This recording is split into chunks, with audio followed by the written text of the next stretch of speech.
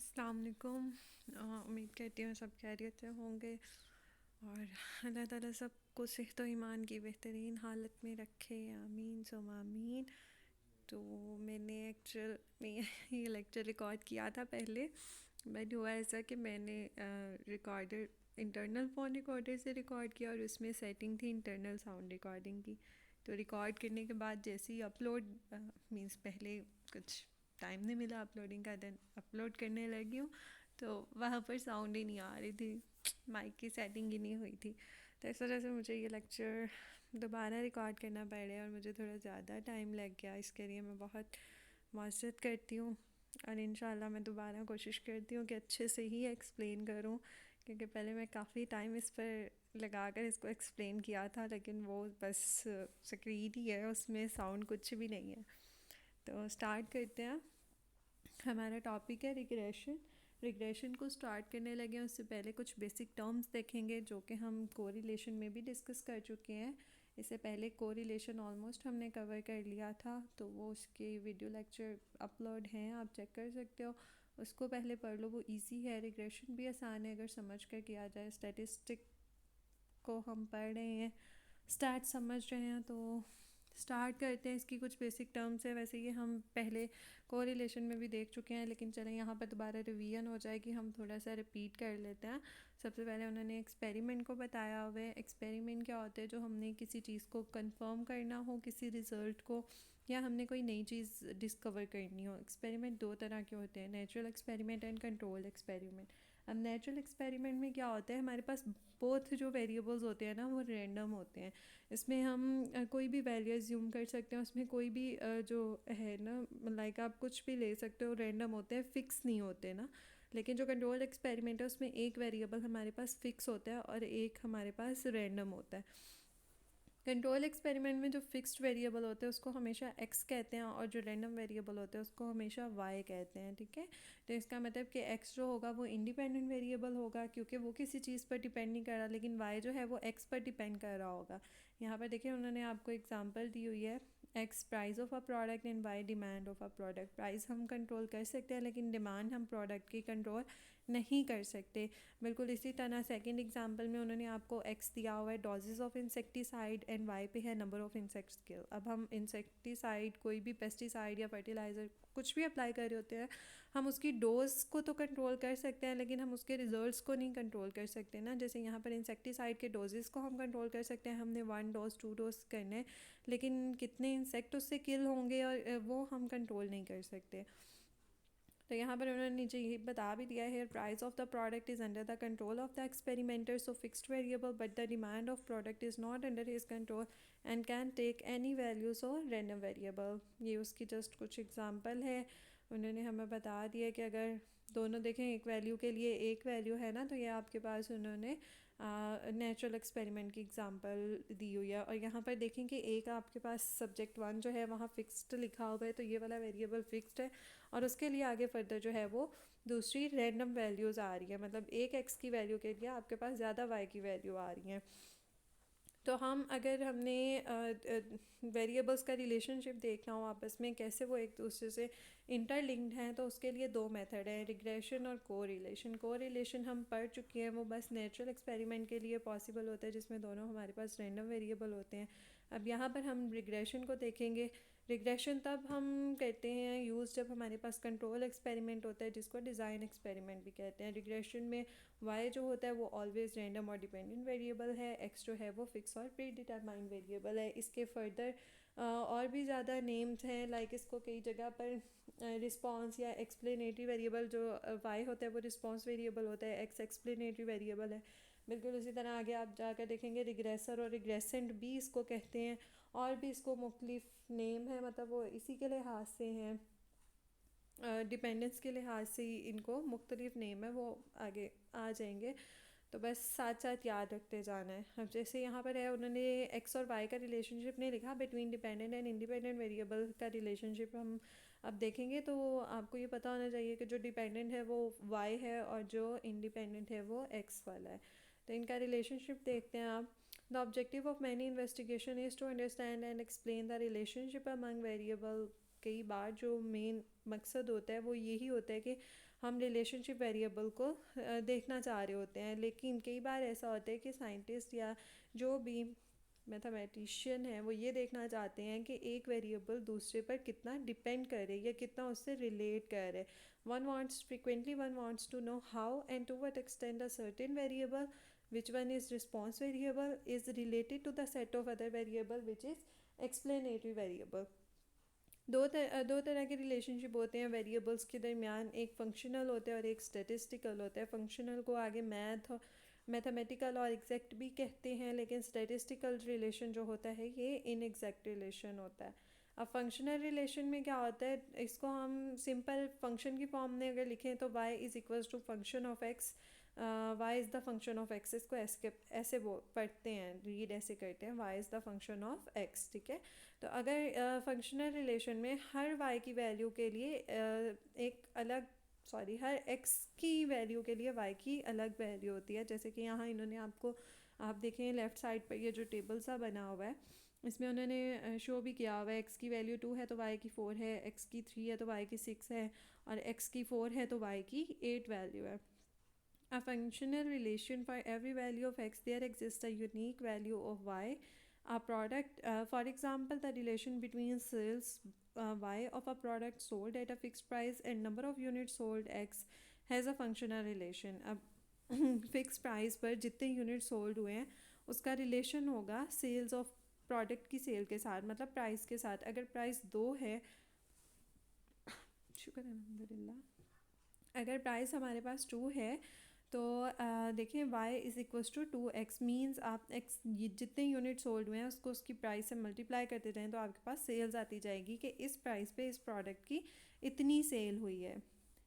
Okay, next उन्होंने ये कुछ एग्जांपल्स दी हैं बिल्कुल आपको इसी तरह इसकी फंक्शनल रिलेशन की। Area of a circle is equals to pi r square, pi जो है वो कांस्टेंट होता है तो आर पर जो है वो एरिया डिपेंडेंट होता है। आर की वैल्यू जैसे जैसे चेंज होती जाएगी एरिया की भी चेंज होती जाएगी। बिल्कुल इसी तरह ये न्यूटन लॉ की एग्जांपल है, relation of a dollar between dollar sales of a product at a fixed price and number of the units sold। ये हम अभी जैसे ऊपर एग्जांपल डिस्कस की है, सेंटीग्रेड और फ़ारेनहाइट स्केल की एग्जांपल उन्होंने दी है। हर अगर सी की वैल्यू सेल्सियस, हर डिफरेंट सेल्सियस की वैल्यू के लिए फ़ारेनहाइट की अलग वैल्यू आ रही होगी हमारे पास। तो यहाँ तक था हमारा फंक्शनल रिलेशन। नेक्स्ट आगे आ जाता है सेकंड टाइप ऑफ रिलेशन जो कि इनएग्जैक्ट भी इसको हमने बोला है और स्टेटिस्टिकल रिलेशन भी इसको कहते हैं। ये फंक्शनल रिलेशन की तरह परफेक्ट नहीं होता। लाइक फंक्शनल रिलेशन में हर x की वैल्यू के लिए y की अलग वैल्यू आ रही थी, लेकिन इसमें ऐसा नहीं होता। इसमें एक x की वैल्यू के लिए y की ज़्यादा वैल्यूज़ आने के चांस होते हैं। तो हम क्या करते हैं, हम बेस्ट पॉसिबल लाइन ड्रॉ करते हैं जिससे हम x और y को एक्सप्लेन कर सकें, जो कि हम ग्राफ की हेल्प से ड्रॉ करेंगे जब ग्राफ बनाएंगे। तो पहले हम इसमें स्टैटिस्टिकल रिलेशन को देख लेते हैं। जैसे उन्होंने एग्जांपल के तौर पर आपको दी हुई है ये, फॉर एग्जांपल x जो है वो एज ऑफ इंडिविजुअल है और y वेट ऑफ इंडिविजुअल है। तो ये वैसे भी अंडरस्टूड, खुद भी आप इसको रिलेट कर सकते हैं कि अगर आप 10 ऐसे लोगों का डाटा लेते हैं जिनकी एज सेम है, कोई भी एज लाइट कर लें, ये एग्जांपल वाली देख लें, फर्स्ट वन इज़ 30 एज के लोगों को आप 30 इयर्स ओल्ड जिनकी एज है उनको आप उनका डाटा लेते हैं, उनको देखते हैं, ऑब्जर्व करते हैं एंड देन आप उनकी हाइट को रिलेट करते हैं। तो इसका ये अगर उनकी एज सेम है तो इट डजेंट मीन कि उनकी हाइट भी जो है वो बिल्कुल सेम होगी। उनकी हाइट वेरी कर सकती है बिल्कुल। जैसे कि इन्होंने एग्जांपल में बताया हुआ है कि अगर एक एज के लोग हैं 30 तो उसके लिए डिफरेंट हाइट्स आ सकती हैं। बिल्कुल इसी तरह फर्दर अगर आप और लोगों का डाटा इकट्ठा करें, उनकी सेम, उसमें से सेम एज के लोगों को देखें तो उनकी हाइट में भी फ़र्क आएगा, डिफरेंट हाइट के लोग होंगे। मींस एक एक्स के लिए different values of y exist कर रही होती हैं हमारे पास। अब स्टार्ट होने लगा है हमारा मेन टॉपिक। यहाँ तक ऑलमोस्ट सारी जस्ट इंट्रोडक्शन था, थोड़ा कॉन्सेप्ट था। अब यहाँ पर रिग्रेशन एनालिसिस स्टार्ट करने लगे हैं। रिग्रेशन एनालिसिस जो होता है ये स्टैटिस्टिकल रिलेशनशिप को ही शो करने के लिए होता है। Involves measuring statistical relationship between variable. The word regression is use to investigate the dependence of one variable called the dependent variable on one or more variable called the independent variable. Regression में हम क्या check करते हैं? Regression में हम एक variable की dependence, जिसको हमने y भी कहा था, y डिपेंड कर रहा होता है x पर, ठीक है, उसको इंडिपेंडेंट वेरिएबल पर, एक या एक से ज़्यादा इंडिपेंडेंट वेरिएबल पर हम चेक करते हैं. Regression analysis provide an equation to be used for predicting or estimating the average value of the dependent variable from the non values of the independent variable. Regression में हम वही बात इन्होंने यहाँ पर दोबारा की है कि हम average value of the dependent variable, हमारे पास इंडिपेंडेंट वेरिएबल जो होता है वो फिक्स्ड होता है ना, इट मीन्स वो हमें पता होता है, नॉन वेरिएबल होता है. तो नॉन वेरिएबल के ज़रिए हम y की जो वैल्यूज़ निकालते हैं वो रिग्रेशन एनालिसिस के ज़रिए होता है. अब इसमें रिग्रेशन एनालिसिस को दो टाइप्स में क्लासिफाई किया जाता है, एक लीनियर रिग्रेशन और एक non linear regression. Linear regression को फर्दर आगे 3 टाइप्स में डिवाइड किया गया है, सिंपल लीनियर, मल्टीपल लीनियर और कर्वी लीनियर. सेकंड हमारे पास नॉन लीनियर है, इसकी भी 2 टाइप्स हैं, इंट्रिंसिकली लीनियर और intrinsically non linear. First one को देखते हैं, लीनियर टाइप को. A regression model is linear if the parameter in the model are in linear form. मतलब इसमें पैरामीटर्स लीनियर फॉर्म में होते हैं, स्ट्रेट फॉर्म में होते हैं, एक पैरामीटर दूसरे पैरामीटर के साथ रिलेट नहीं कर रहा होता. That is no parameter appear as an exponent, multiplied or divided by the other parameter. एक पैरामीटर जो है वो दूसरे पैरामीटर के साथ ना तो मल्टीप्लाई हो रहा हो, ना डिवीजन में हो, और ना वो एक्सपोनेंशियल फॉर्म मीन्स पावर की फॉर्म में हो. अगर इनमें से कोई भी कंडीशन आ जाती है, एक्सपोनेंट आ जाता है, दो पैरामीटर्स बिल्कुल साथ हों, एक्सपोनेंशियल फॉर्म में हो, मल्टीप्लाई हो रहे हों या डिवाइड हो रहे हों, तो वो आपके पास नॉन लीनियर मॉडल होगा.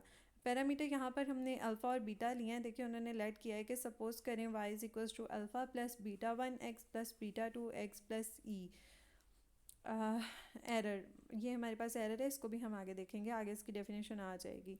Alpha and beta are the parameter, it is a linear model. लेकिन बट इफ़ सेकेंड वाले में देखें y is equals to alpha x beta plus e और y alpha beta x plus e, ये non linear model हैं. क्यों?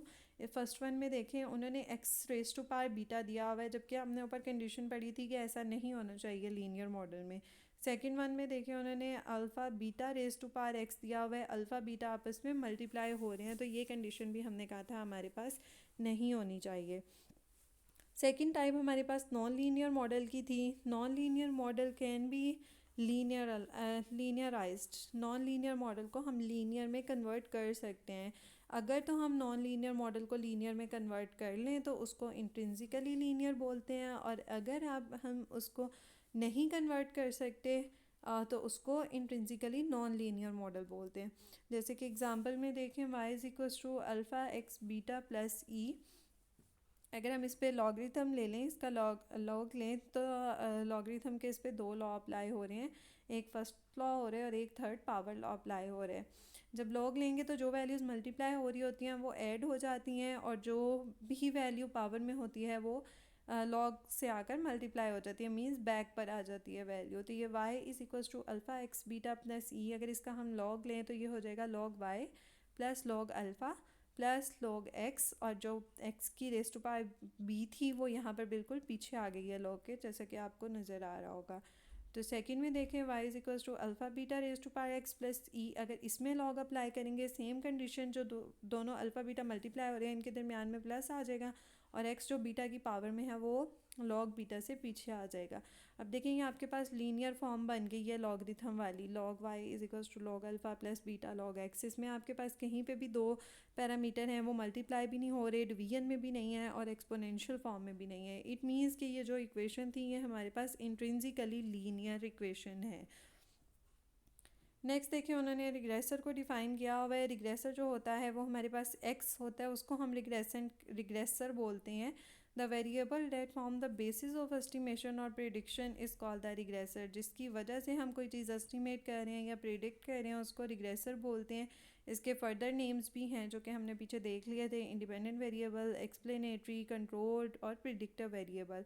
X को denote करते हैं. Second one is regressant. देखें इसके नाम से ही आपको याद रह जाएगा, regressant means it depends on something, ये किसी पर डिपेंड कर रहा है. The variable whose resulting values depends upon the known value of independent variable, इसकी वैल्यूज़ इंडिपेंडेंट वेरिएबल्स की वैल्यू पर डिपेंड कर रही होती हैं।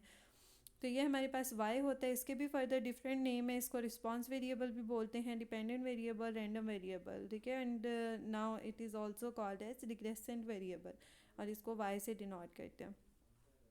Now moving toward our next step which one is scatter diagram. Scatter diagram जो है ये इम्पॉर्टेंट होता है।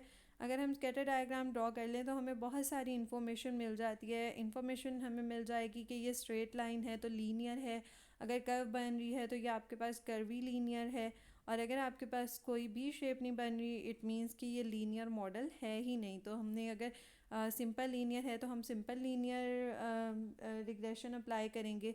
तो बाकी भी इसी तरह फर्दर डिफरेंट फार्मूला होते हैं, तो इससे हमें पता चल जाता है कि हमने कौन कौन सा इस पर अप्लाई करना है। तो ये आपको पता होगा, लेकिन अगर नहीं भी पता है तो यहाँ पर डिस्कस कर लेते हैं कि अगर जब भी हम कभी ग्राफ ड्रॉ करते हैं तो हमेशा एक्स एक्सिस पर इंडिपेंडेंट वैल्यू को लेते हैं जो किसी पर डिपेंड नहीं कर रही होती है, और वाई एक्सिस पर जो हम वैल्यू लेते हैं वो डिपेंडेंट को लेते हैं। एक और चीज़ जो यहाँ पर इम्पॉर्टेंट है वो ये है कि ग्राफ ड्रॉ करते हुए हमने सिर्फ डॉट्स लगाने होते हैं, हम सॉलिड लाइन नहीं ड्रॉ करते रिग्रेशन में y के लिए। तो लेकिन हम y के लिए नहीं ड्रॉ करते, हम आगे फाइंड करेंगे y हैट, उसके लिए हम ज़रूर ड्रॉ करेंगे सॉलिड लाइन। तो if in particular if the point lie close to a straight line then we say that the linear relationship exists between two variable। अगर आपके पास स्ट्रेट लाइंस आ रही हों, जैसा कि आपको ये फिगर में नज़र आ रहा होगा कि straight lines almost straight line के अराउंड राउंड अबाउट हैं पॉइंट्स, तो आपके पास ये सिंपल लीनियर और वी से लीनियर रिलेशनशिप होगा, ठीक है। स्ट्रेट लाइन रिलेशन अगर आपको नज़र आ रही हैं, देखें दोनों ग्राफ्स में आपको नज़र आ रही हैं, तो ये आपके पास लीनियर होगा। Second, on the other hand if the points are appear to lie along a curve then curvilinear relationship is said to exist. अगर आपके पास कोई कर्व बन रही है, जैसे फिगर 3 और फिगर 4 में देखें आपके पास दोनों में कर्व बन रही है, ज़रूरी नहीं है उन पॉइंट्स को आपने मैच करके ही कर्व बनानी है, कोई पॉइंट थोड़ा आगे पीछे भी हो सकता है, लेकिन राउंड अबाउट आपके पास कर्व की ही शेप आ रही हो। और वैसे भी हमने इसमें सॉलिड लाइन तो ड्रॉ ही नहीं करनी होती, तो ये मैटर ही नहीं करता कि सारे पॉइंट्स लाइन में हैं या नहीं हैं, बल्कि बस वो ऑलमोस्ट देखने में आपको ऐसा लग रहा होगा ये कर्व बन रही है। तो ये हमारे पास सेकेंड टाइप थी कर्वी लीनियर। थर्ड वन थी नो लीनियर रिलेशन, कोई रिलेशन ही ना हो, और ये तब होगा अगर हमारे पास पॉइंट्स जो हैं वो डिस्पर्स होंगे और उनकी कोई भी शेप नहीं बन रही होगी, जैसे कि ये फिगर 5 में शो किया हुआ है, डिस्पर्जन शो की हुई है, कोई भी फिगर नहीं बन रही है, तो ये नो लीनियर मॉडल है। स्टार्ट करते हैं फर्स्ट वन से, simple linear regression. Simple linear regression the dependence of the response variable is investigated only on one regressor. Simple linear means हमारे पास एक ही x होगा और एक ही y होगा, हम y की डिपेंडेंस उस एक x की वैल्यू पर ही चेक कर रहे होंगे। अगर हमारे पास मोर देन वन रिग्रेसर हो तो उसको हम फिर सिंपल लीनियर रिग्रेशन नहीं बोलते, उसको हम मल्टीपल लीनियर रिग्रेशन बोलते हैं, जो कि एक टोटली इससे अलग टॉपिक है। If the relationship of these variables can be described by a straight line, it is termed as simple linear. After using the scatter diagram to illustrate the relationship between independent and dependent variable, the next step is to specify the mathematical formulation of the linear regression model. उसके अब हमने scatter diagram से देख लिया कि ये simple linear है, curve है, ये इसमें कोई रिलेशनशिप ही नहीं है।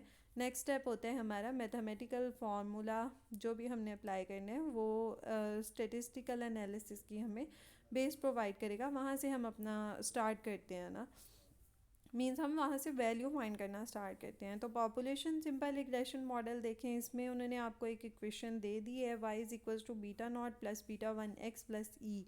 अब यहाँ पर दो चीज़ें और, अगर आपको पॉपुलेशन का कहा गया हो तो आपने कैपिटल लेटर्स लेने हैं इस इक्वेशन में, एंड अगर हमें सिंपल सैम्पल की बात की गई हो, किसी भी पॉपुलेशन के छोटे से सैम्पल की बात की गई हो, तो वहाँ पर हमने स्मॉल लेटर्स लेने हैं, वो आगे आएगा भी तो हम वहाँ पर देख लेंगे। अगर आपके पास मॉडल है तो आप मॉडल में एरर भी फाइंड करेंगे, लेकिन अगर आप सिंपल रिग्रेशन लाइन फाइंड कर रहे हैं तो उसमें आप एरर फाइंड नहीं करेंगे। Like y is equals to beta not plus beta one x हो जाएगा। ये बिल्कुल कोरिलेशन की तरह है, ठीक है। जैसे कोरिलेशन में हमने दो कोफिशिएंट देखे थे, एक को हमने ईटा बोला था विच वन इज़ वो था पॉपुलेशन कोरिलेशन कोफिशिएंट, और एक सिंपल हमारे पास कोफिशिएंट था लीनियर कोफिशिएंट, तो उसको हमने आर से ही डिनोट किया था, आर जैसा ही था, लिखते हैं आर लिखते हैं, ठीक है। तो ये बिल्कुल इसी तरह यहाँ पे भी अगर पॉपुलेशन का आ गया हो तो कैपिटल लेटर्स, और अगर हमारे पास सैम्पल की बात हो रही हो तो हम स्मॉल लेटर्स यूज़ करेंगे। Where beta naught and beta 1 are the population regression coefficient and EI is the random error peculiar to the ith observation. Means ith observation को अगर आप ना भी देखें तो ई जो होता है वो रैंडम एरर होता है, इसका अलहदा से फार्मूला है। Does each response is expressed as the sum of a value predicted from the corresponding x plus a random error. हर रिस्पॉन्स जो है वो अपनी वैल्यूज़ का सम लेकर उसको उसके कॉरस्पॉन्डिंग एक्स से मल्टीप्लाई करते हैं, और कॉरस्पॉन्डिंग एक्स मीन्स जो भी x1 या x2 या जो भी हो, और उसमें प्लस रैंडम एरर हम ऐड कर रहे होते हैं, प्लस कर रहे होते हैं एरर को। एरर मीन चांसेस होते हैं ना कि ये फॉल्ट एग्जिस्ट कर सकता है, तो वो चांस को हम साथ रखते हैं कि ये ऐसा हो सकता है, क्योंकि हमने देखा था कि लाइक फंक्शनल की तरह जो रिलेशनशिप फंक्शनल रिलेशनशिप की तरह जो स्टेटिस्टिकल रिलेशन है ये एग्जैक्ट नहीं होता, ये इनएग्जैक्ट होता है, इसमें चांसेस ऑफ एरर एग्जिस्ट कर रहे होते हैं। Like any other estimate, there is an unnecessary associated with it. Y is equals to beta naught plus b naught plus b1 x। ये सैम्पल रिग्रेशन है, अब हमारे पास सैम्पल रिग्रेशन लाइन है। Beta not जो है वो उन्होंने कहा वाई इंटरसेप्ट है। वाई इंटरसेप्ट का मतलब आपको पता होगा, इट मीन्स कि ये वाई जो एक्सिस है उसको कट कर रही होगी लाइन बीटा नॉट की, और बीटा वन जो है वो slope of regression line with x है, और जहाँ से beta not intercept beta not intercept करता है वाई को, वहीं से स्लोप ड्रॉ हो जाती है रिग्रेशन लाइन की। तो beta not and beta one are called the regression coefficient, इसको हम रिग्रेशन कोफिशिएंट भी कहते हैं। x1 जो है वो इंडिपेंडेंट वेरिएबल है, ये आप पढ़ भी चुके हैं बहुत दफ़ा, अब तो ज़ुबानी भी लाइक कह सकते हैं कि बगैर खोले भी नोट्स बता सकते हैं कि x1 जो है वो इंडिपेंडेंट है और y जो है वो डिपेंडेंट वेरिएबल होता है। This model is set to be simple because only one independent variable linear in parameter, एक सिंपल वेरिएबल को हम इसमें देखते हैं, एंड लीनियर इंडिपेंडेंट वेरिएबल, और एक ही इंडिपेंडेंट वेरिएबल को देखते हैं। और इसमें जो हमारे पास इंडिपेंडेंट वेरिएबल है वो फर्स्ट पावर वेरिएबल होते हैं, उसमें हम x square x three x cube इस तरह को स्टडी नहीं कर रहे होते, सिंपल एक्स अब की पावर वन वाले को ही वेरिएबल को देख रहे हैं। तो यहाँ तक हमारा रिग्रेशन का मेन सारा टॉपिक कवर हो गया।